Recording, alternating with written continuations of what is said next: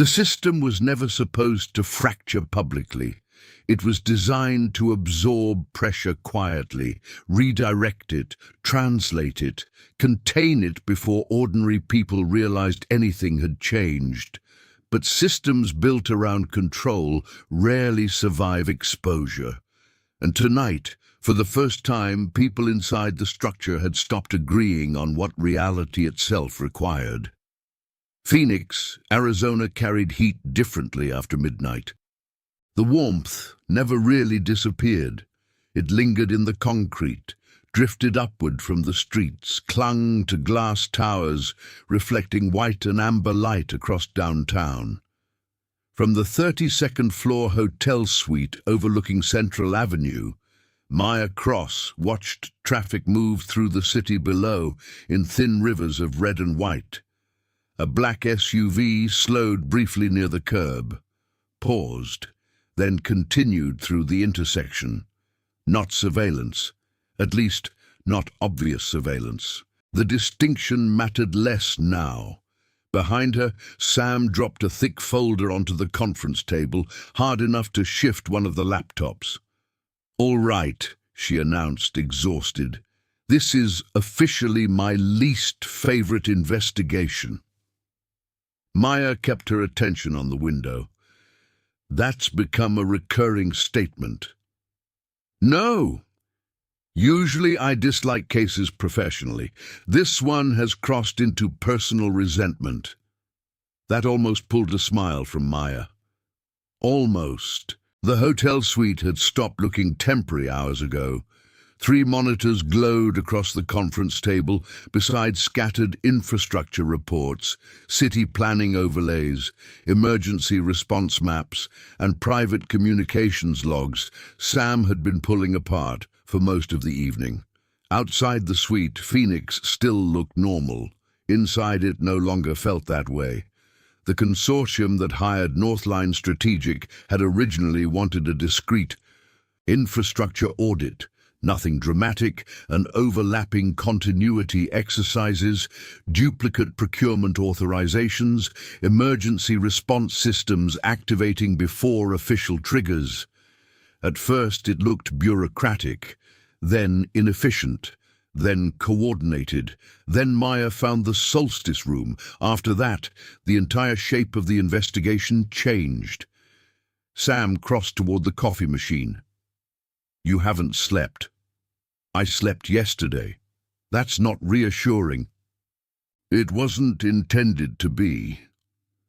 Sam handed her a cup anyway. Maya finally turned from the skyline and moved toward the table.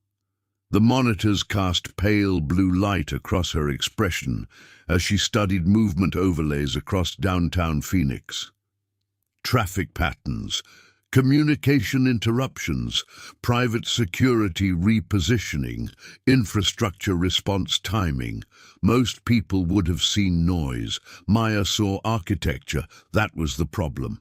Sam leaned against the table. "You know what bothers me most?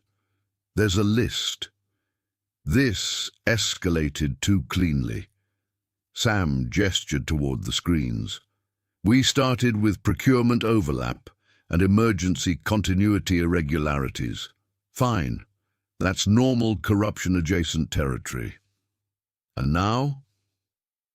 Now we're staring at a private coordination network trying to shape institutional response before public systems can even react."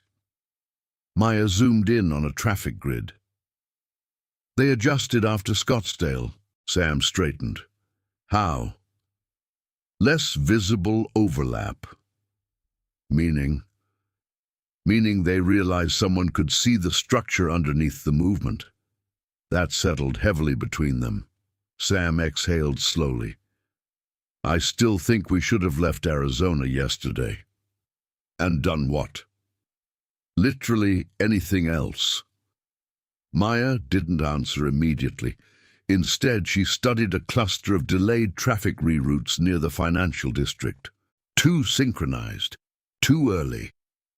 Then a secure notification appeared across the lower monitor, encrypted, no sender, coordinates only, and a time. Sam noticed Maya's expression change. "Oh no, it's Adrian." Sam closed her eyes briefly. "Of course it is." The coordinates pointed toward an unfinished financial tower near Central Avenue. Sub-level parking access. 1 hour. Sam stared at the screen. "Do you think it's a trap?" "Yes." That answer came disturbingly fast. "It's our only choice at this point," Maya replied. The women both decided to change before heading out to the meeting. Both had chosen all black strategically. They were ready and heading towards the location in under 15 minutes. The underground parking structure smelled like overheated wiring and fresh concrete dust. Half the lower levels remained unfinished. Temporary construction lighting cast long, uneven shadows across exposed support columns and empty parking lanes. Every footstep echoed, every movement carried. Sam stepped out of the elevator slowly. "This feels aggressively unsafe." "That's deliberate. You always say things like that as if they help." Ahead of them, a black sedan sat alone near the far side of the garage. Lights dark, engine off. Adrian Vale leaned against the driver's side door. No jacket, sleeves rolled, less composed than usual. Not careless, just tired. Sam noticed immediately. "Well," she muttered quietly, "that's emotionally concerning." Adrian straightened as they approached. "You came." Maya stopped several feet away. "You expected otherwise." Expectation and certainty aren't the same thing. Sam glanced between them. "Before this becomes psychologically complicated, I'd like to remind everyone we're meeting mysterious insiders in an abandoned parking garage after midnight." "It wasn't abandoned when I selected it," Adrian replied. "That somehow makes it worse." Maya stayed focused on him. "What happened?" Adrian's expression tightened. "Someone moved before authorization." That changed the atmosphere immediately. "Catherine," Maya said. "Not directly yet." Sam folded her arms. "Can we please start saying things in complete sentences tonight?" Adrian stepped away from the sedan. "The continuity structure was designed to remain defensive," he said. "Quiet coordination, emergency stabilization, institutional continuity during accelerated disruption. And now? Now parts of it believe public-facing management is no longer enough." Maya watched him carefully. "Meaning preemptive authority?" Adrian nodded once. "Some members think reaction time is the problem." Sam stared at him. "You're describing people trying to govern events before events officially happen." Adrian didn't deny it. Movement near the far elevator interrupted the silence. 2 figures stepped into the garage. Professional posture, controlled pace. Sam saw them immediately. "Please tell me those aren't surprise guests." Adrian's jaw tightened. "They weren't supposed to be here yet." That answer was worse. The taller man stopped several feet away. Grey suit, mid-50s, institutional posture, not security, something higher. "Ms. Cross," he said evenly, "you've created unnecessary complications." Sam muttered quietly, "I already dislike him." The man ignored her. Maya held his gaze. "Who are you?" "Jonas Bell." Recognition crossed Adrian's expression immediately. Not fear, history, Maya noticed.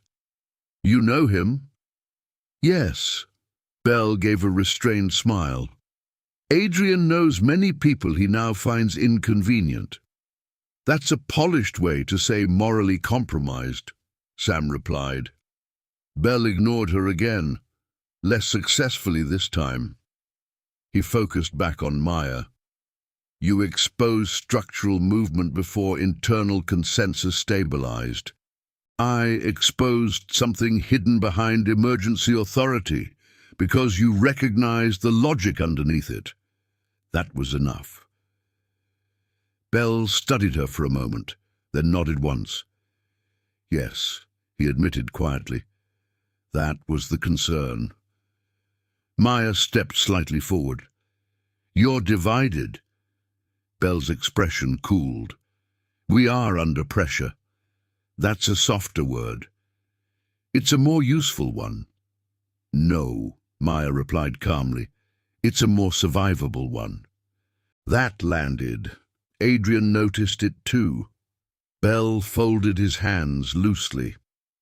Public systems fail under speed, he said. Infrastructure, financial response, information management, institutional coordination. By the time governments react, instability has already multiplied. So you built something faster, Maya said. We built continuity architecture. You built an unaccountable interpretive layer. Bell's eyes sharpened slightly. Only if abused. Every structure built without oversight eventually defines oversight as interference. For the first time, Bell's composure shifted, only slightly, but enough. Sam stepped beside Maya. Let me simplify this. You built a system that quietly decides what constitutes a crisis before the public understands one exists. Bell looked at her. We built response coordination. You built pre-authorization. That phrase shifted the atmosphere. Adrian noticed. So did Bell.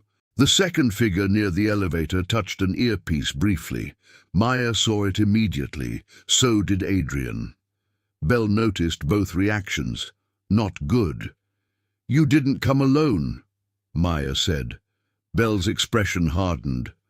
No one does any more. That answer carried more honesty than comfort. Bell took one slow step forward. You still have options here. Sam sighed. That sentence never means anything good. Bell ignored her. Northline leaves Arizona tonight. Your client receives a limited report identifying procurement irregularities and unauthorized coordination overlap. Nothing further.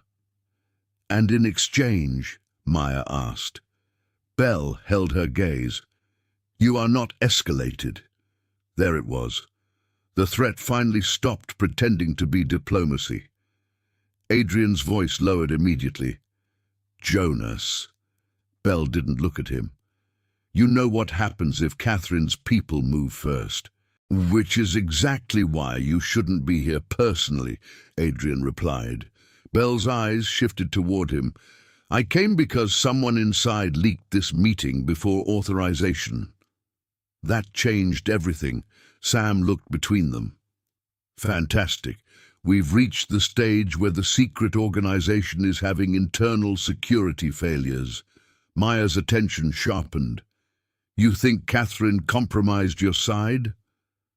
Bell hesitated. Too long. Answer enough. Adrian stepped slightly forward. She believes defensive coordination is obsolete. That's an oversimplification, Bell replied sharply. No, Adrian said quietly. It's a generous version. Sam looked between them. I'm beginning to understand why everyone inside this structure distrusts everyone else. They don't distrust each other, Maya said quietly. Bell's eyes shifted toward her. They fear losing control differently. Silence. Then the silent figure near the elevator touched his earpiece again. Longer this time. Maya saw it. Bell saw her noticing. You're being monitored too, Maya said.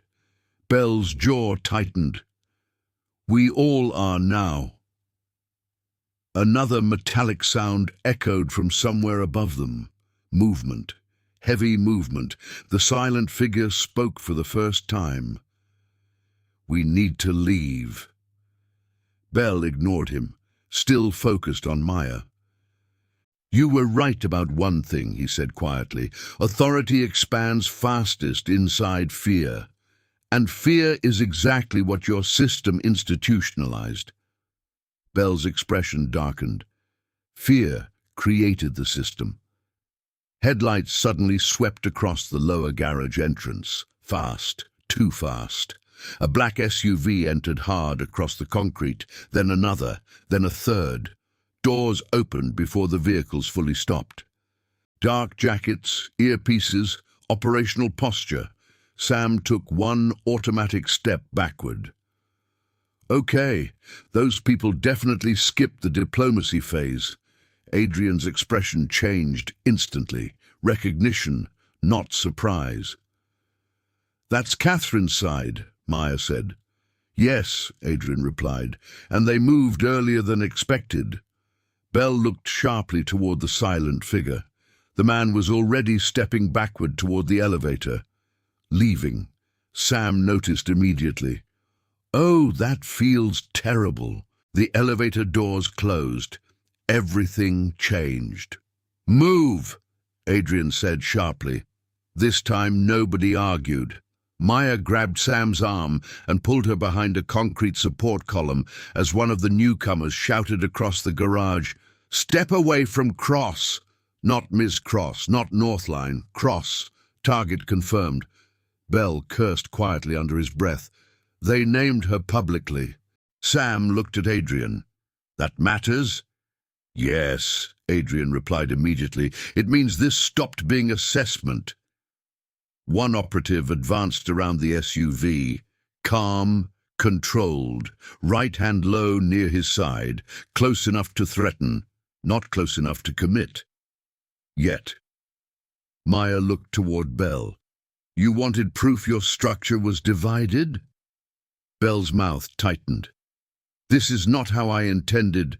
"No," Maya interrupted calmly, "but it is what you built." That hit him harder than accusation would have. Another operative widened left around the support columns. Sam noticed first. "Maya, I see him." Adrian pointed toward the south stairwell. "Move, south stairs." Bell looked sharply toward him. "That route exposes them. It also gets them out of the vehicle lane." Maya was already moving. Sam followed immediately. Adrian stayed behind them, positioned between Maya and the approaching operatives. "Adrian!" one of them shouted, a woman's voice this time, cold, controlled, not Catherine, but close enough to matter. Adrian didn't stop moving. Then Bell stepped directly into the open. "Stand down," he ordered sharply. One operative slowed, the others didn't. The woman near the SUV looked directly at Bell. That authority no longer applies. Operationally, that changed everything. Not disagreement, not politics. Division. Bell looked back toward Maya. "Go," he said quietly, "before they stabilize around this." The stairwell door slammed open into concrete echoes and industrial heat. Dust, metal, harsh lighting, narrow visibility. Sam looked upward through the center opening. "Please tell me we're not doing the horror movie stairwell thing." "We're doing the stairwell thing," Maya replied. "I knew I hated this case." Footsteps exploded into the garage behind them. Fast, multiple. Adrian looked downward through the stairwell center. They split. "How many?" Maya asked. "At least 6. They climbed another level, then another. Doors slammed open below them, operatives testing routes, cutting angles. Sam grabbed the railing while climbing. "Next investigation we do tax fraud." "No," Maya replied calmly. Sam stared at her while climbing. "You somehow made that answer threatening." A heavy door slammed somewhere above them. Everyone froze. Silence. Then one slow footstep. Waiting. Sam whispered, "Please let that be a maintenance worker with terrible timing." "It isn't," Maya replied. A figure appeared one level above, beneath the harsh overhead light. Dark clothing, still posture, watching, not advancing, not blocking, positioned. Maya looked upward carefully. "Are you with Catherine?" The figure remained silent. Sam sighed quietly. "That's not encouraging." The figure finally spoke. "You're running out of neutral ground," then stepped aside, allowing them upward. Adrian's expression tightened immediately. Maya glanced toward him. "You know what that means." "I know what level speaks like that," Adrian replied quietly. That answer bothered Maya more than the figure itself. Footsteps thundered closer below them. Adrian looked upward again. "Move!" This time they moved fast, toward the rooftop access door, toward open air, toward exposure. At this point, exposure might actually be safer. The rooftop door burst open into warm desert wind and sharp city light. Phoenix stretched around them in every direction. Glass towers, traffic corridors, rooftop machinery humming beneath the Arizona night. For one brief moment, the openness felt like relief. Then Maya saw movement below, vehicles repositioning, communication shifts, teams redirecting in real time. Open space did not mean safety, it meant visibility. Sam stepped onto the roof behind her. "Okay, I officially preferred the stairwell." Adrian came through last and pulled the access door shut. "Don't stay near the entrance." Maya was already moving. They crossed toward a line of rooftop utility structures near the north edge of the tower. Wind pushed hard across the exposed roof, carrying the distant sound of traffic from Central Avenue. Maya reached the edge first and looked downward. 3 SUVs blocked portions of the garage exits below. Precise positioning, containment geometry. "They're reorganizing," she said quietly. "Yes," Adrian replied. Sam folded her arms tightly. "So what exactly did we accomplish tonight besides cardio and emotional damage?" "We confirmed the structure isn't unified," Maya said. Adrian nodded once. "And once systems like this divide publicly, they become vulnerable internally." The rooftop door opened. 3 operatives stepped out carefully, not rushing, not drawing weapons. That mattered. The woman from the garage emerged behind them, calm, controlled, still trying to preserve optics. "Adrian," she called, "this can still be managed." Sam muttered under her breath. "I'm developing a deep personal hatred for corporate euphemisms." Adrian didn't answer. The woman's attention shifted toward Maya. "Ms. Cross, you are escalating something you do not fully understand." Maya stepped slightly forward. "No," she replied calmly. "I'm making it visible." That landed harder than expected. One operative shifted instinctively, tiny movement, but real. "Visibility creates panic," the woman said. "Private authority creates dependence," Maya replied. The woman's expression tightened. "You think institutions survive modern instability without intervention?" "No," Maya said. "I think hidden systems eventually stop recognizing limits." Silence. The operatives spread slightly, not enough to rush them, enough to shape movement. Always shaping movement. Maya's eyes shifted briefly across the rooftop, then toward Adrian, north edge. He understood immediately. So did Sam. "Oh no," Sam whispered. "That look means we're about to do something dangerous." "Probably," Maya admitted. That was not reassuring. The woman took another step forward. "Northline can still walk away from this," she said.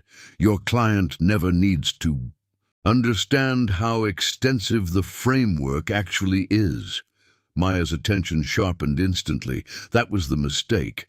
not threatening her, threatening the investigation. "You just confirmed something important," Maya said quietly. The woman paused. "What?" "You're not trying to suppress a person anymore," Maya replied. "You're trying to suppress exposure." The woman's composure cracked slightly. "Enough." "Now," Maya said quietly. Sam moved immediately. They cut north across the rooftop toward a narrow maintenance corridor beside the unfinished mechanical section of the tower. The operatives reacted, half a second too late. Adrian stepped behind Maya and Sam, forcing the nearest operative to slow before crossing open space. "Move!" the woman shouted. Too late. The rhythm had already broken. The maintenance corridor narrowed sharply between rooftop equipment and unfinished concrete walls. Metal grating rattled beneath their feet as wind pushed through the open gaps overlooking downtown Phoenix.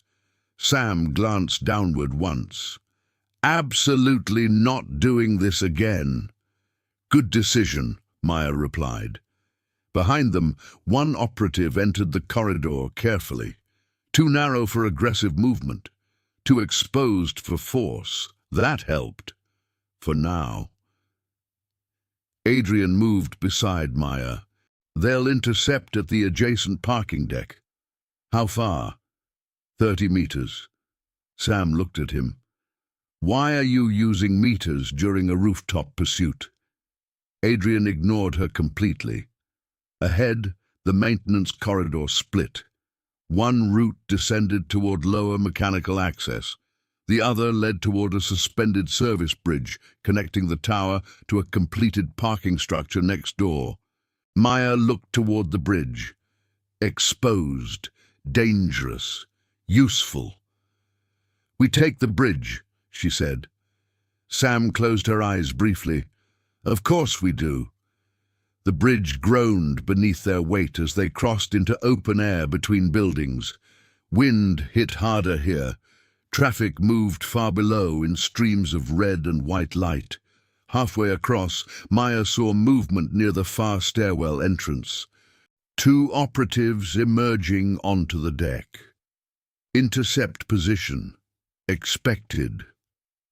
Adrian stopped immediately. They moved faster than expected.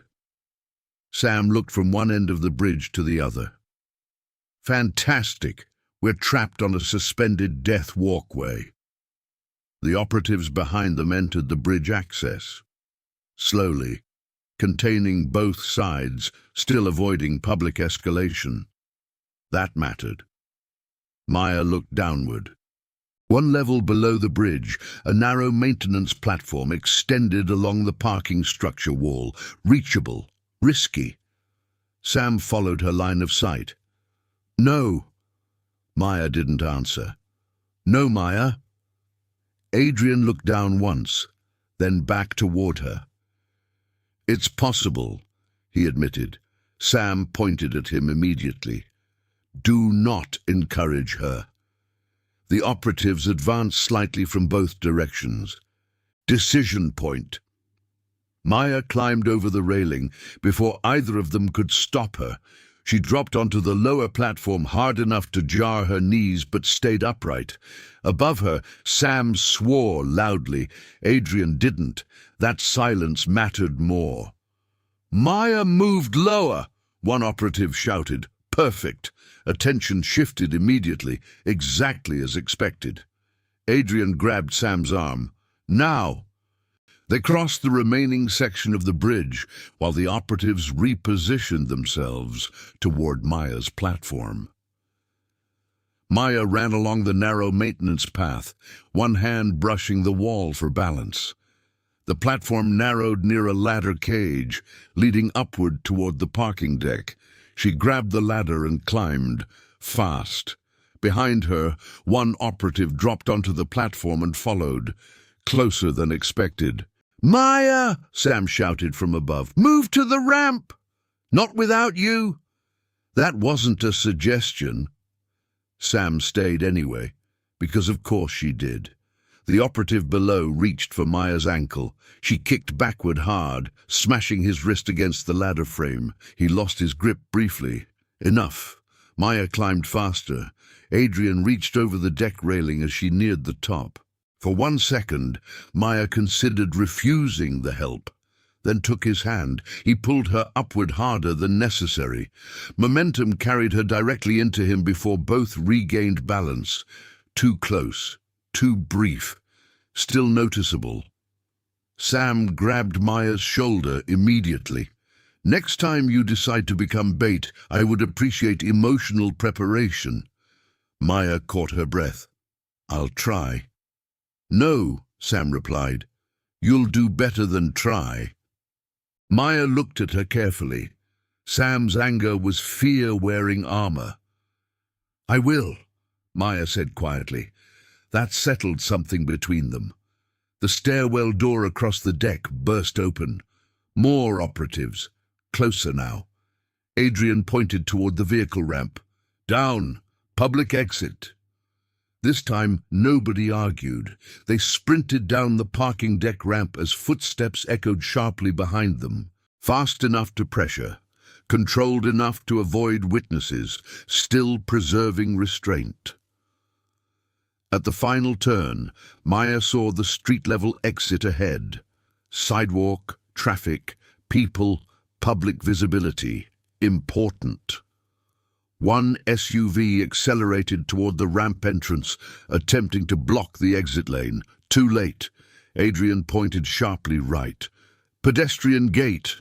Maya saw it immediately. Narrow access beside the barrier arm, half-shadowed, usable. They cut through just as the SUV slid across the main exit. The city swallowed them instantly. Traffic noise, passing conversations, streetlights, ordinary witnesses. The operatives could still follow, but they could no longer fully control the environment. That was the difference. Sam finally slowed near the corner, hands on knees, breathing hard. "I am never letting either of you choose a meeting location again." "That's fair," Adrian replied. Sam pointed at him without looking up. "Do not agree with me while I'm angry." Across the street, Jonas Bell appeared briefly beneath a traffic light. Not approaching, not hiding, watching. He looked toward Maya, then Adrian, then toward Catherine's operatives trapped behind their own need for discretion. Finally, Bell gave the smallest nod before disappearing into the crowd. Acknowledgement, nothing more. "What did we actually accomplish tonight?" Sam asked. Maya answered first. "We forced the conflict into the open." Adrian nodded. "And once people inside systems stop trusting each other, control becomes harder to maintain." A helicopter crossed somewhere above downtown Phoenix, far enough away not to matter immediately, close enough to remind them the city was still moving around them. Maya turned toward Sam. "We leave Arizona tonight." Sam blinked once. That suddenly sounded non-optional. "It is." Sam sighed deeply. "Fantastic. I'm going to pack with resentment. That seems consistent. Do not weaponize my personality against me." Sam walked several feet away to check rideshare routes and traffic conditions. That left Maya and Adrian beneath the amber glow of a downtown streetlight. For the first time all night, neither spoke immediately. "You're staying," Maya said quietly. "Yes." "Because of Catherine. Because if nobody inside pushes back, she wins." No mystery in the answer, no performance, just truth. Maya studied him carefully. "You helped build this system." "Yes."